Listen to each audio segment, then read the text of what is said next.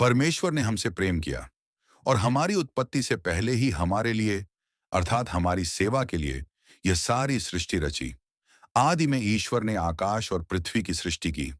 उस समय पृथ्वी अंधकारपूर्ण गहरे जल से आच्छादित थी। फिर ईश्वर ने प्रकाश उत्पन्न किया। जब वह प्रकाश उदित हुआ और अस्त हुआ, तब पहला दिन पूरा हुआ। उस महान प्रकाश का उदय हुआ।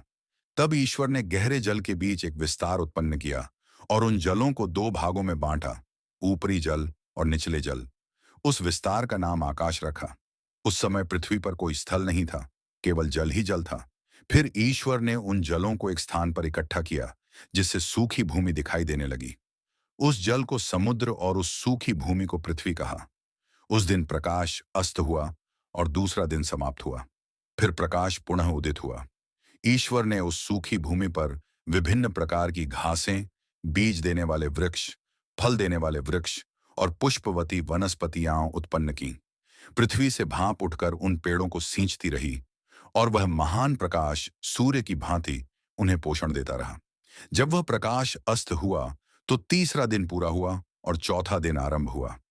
ईश्वर ने पृथ्वी को प्रकाशित करने, दिनों और वर्षों को सूचित करने के लिए एक बड़ा प्रकाश सूर्य के रूप में और एक छोटा प्रकाश चंद्रमा के रूप में तथा आकाश में तारों को अपनी शक्ति प्रकट करने के लिए सृजा।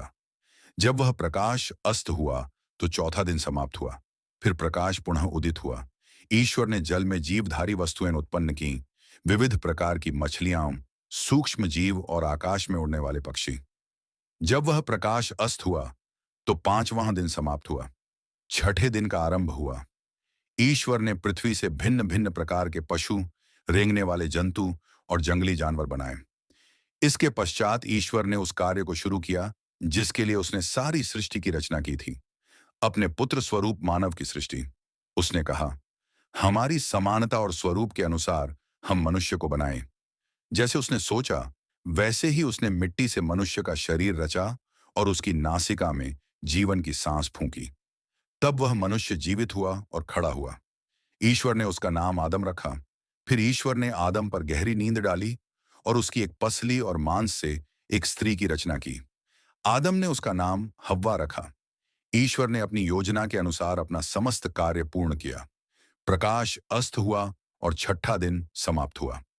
सातवें दिन ईश्वर ने अपने समस्त कार्य को समाप्त कर विश्राम किया। इस प्रकार ईश्वर ने हम अपने बच्चों के लिए सब कुछ सृजा। यह महान सृष्टि हमें यह दर्शाती है कि उसका प्रेम कितना महान और उच्चतम है। हम विश्वास से यह समझते हैं कि संपूर्ण जगत ईश्वर के वचन से निर्मित हुआ है और जो कुछ दिखाई देता है वह उन चीजों से नहीं बना जो प्रकट हैं।